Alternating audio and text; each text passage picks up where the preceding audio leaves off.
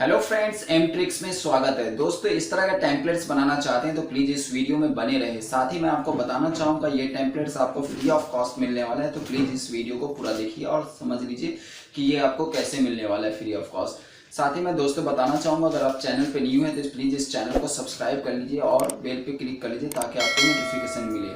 और दोस्तों मैं बताना चाहूँगा, इस तरह का टेम्पलेट्स बनाने के लिए आप किसी की भी फ़ोटो का इस्तेमाल कर सकते हैं, जैसे आपके फ्रेंड का या आपके फैमिली का किसी की भी फ़ोटो से आप या इस तरह का वीडियो बना सकते हैं। तो चलिए काइनमास्टर ओपन करते हैं, कुछ नया सीख लेते हैं। तुझ में रात मेरी, तुझ में दिन मेरे, लम्हा एक जीऊं ना मैं तो